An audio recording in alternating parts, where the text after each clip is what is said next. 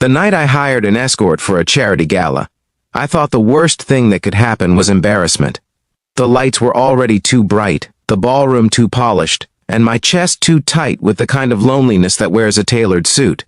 Then, in the middle of the crowd's glittering laughter, she leaned closer than the music and shared a truth that stopped my breath cold, a quiet confession about her age that made me question everything I thought I understood about people, judgment, and grace. Before the story pulls you deeper, take a second and tap like, comment, share, and subscribe if you believe in kindness, second chances, and stories that remind us to see the human before the label. Your support keeps these stories alive.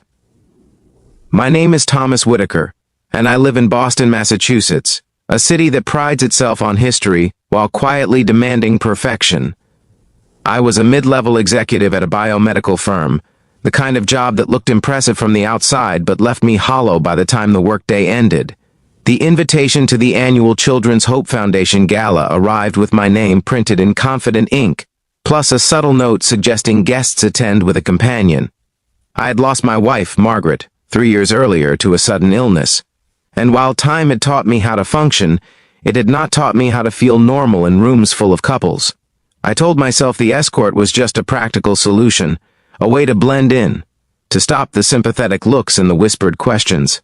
I found a reputable agency that emphasized professionalism, boundaries, and discretion. No scandal, no shame, just a presence. Her profile said her name was Grace Sullivan.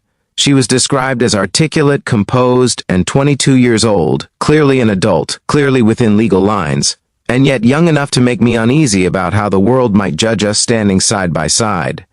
When she arrived at my apartment to prepare for the evening, the cinematic contrast struck me immediately. She wore a deep navy dress that shimmered like calm water under moonlight, and she carried herself with a careful confidence that suggested life had asked her to grow up faster than planned. There was no flirtation, no performance, just a polite warmth, like someone who knew how to read a room and survive it. The gala itself unfolded in a grand hotel ballroom overlooking the Charles River. Crystal chandeliers reflected off polished floors, and the air buzzed with donors, executives, and politicians congratulating one another for generosity that often doubled as self-promotion. I felt the familiar tightening in my shoulders as we entered, but Grace moved beside me with ease, her presence grounding in a way I had not expected. She listened when people spoke, laughed at the right moments, and somehow made me feel less like an accessory and more like a person again. As the evening progressed, I noticed how often eyes followed her, not with lust, but with curiosity and judgment mixed together. I worried about what they saw when they looked at us. A widower trying to replace a ghost. A younger woman chasing security, the assumptions pressed on me heavier than the tuxedo.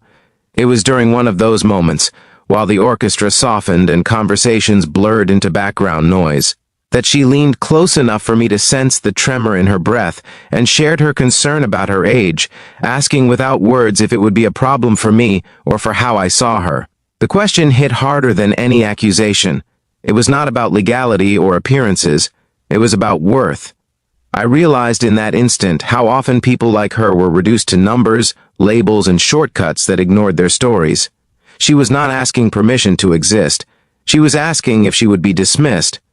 I struggled internally, because I had hired her to avoid judgment, yet here I was confronting my own. My mind raced through memories of Margaret, of the values she lived by, of the way she believed everyone carried unseen battles.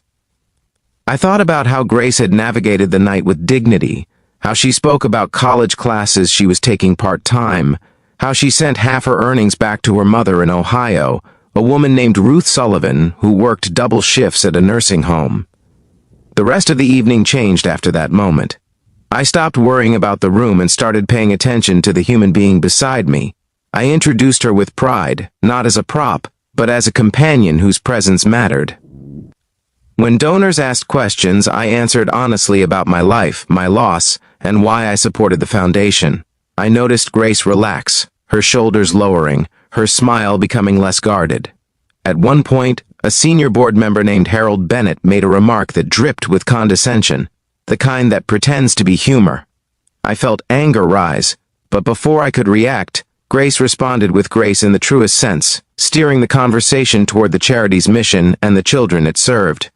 The man faltered, exposed by his own smallness, and I felt something shift inside me. Respect replaced fear. By the time dessert was served, the evening had raised more money than expected. Applause filled the room, and for the first time since Margaret's passing, I felt connected to something larger than my grief. I realized that healing does not always come from looking backward or forward, but from standing fully present with another person and choosing compassion. When the gala ended and the crowd thinned, the city lights reflected on the river like scattered prayers. We walked out together, no longer performing roles, just two people sharing the quiet after a storm. I understood then that while our paths might not intertwine beyond the night, the impact of seeing each other fully would linger. I drove Grace home, the silence comfortable, thoughtful. I thought about how easily society draws lines, how quickly it decides who deserves respect. That night challenged me to redraw those lines within myself. I paid her, thanked her, and wished her well, knowing that the real transaction had nothing to do with money. It was about dignity freely given and received. In the weeks that followed, I made changes. I volunteered more with the foundation, mentoring young adults aging out of foster care. I spoke openly about loss and loneliness, about how asking for help is not weakness. I even reconnected with my faith community, drawn back by the belief that love looks like action, not judgment. Grace sent me a handwritten note weeks later, simple and sincere, thanking me for seeing her. I kept it in my desk drawer, a reminder that every encounter carries the potential to change us if we let it. If this story has been touching your heart so far, please pause near the end and engage with the video. Like it, share it, and let others feel this message too. And before we reach the final moments, here is a special request. Please comment below with the word grace if you believe that kindness can change lives in quiet, powerful ways. The night I hired an escort taught me that redemption does not always arrive in grand gestures. Sometimes it comes dressed in navy blue, standing under chandeliers, asking a simple question about age and acceptance.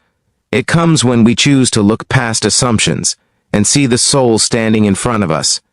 If this story moved you, if it reminded you to choose compassion over comfort, please engage with this video from your heart.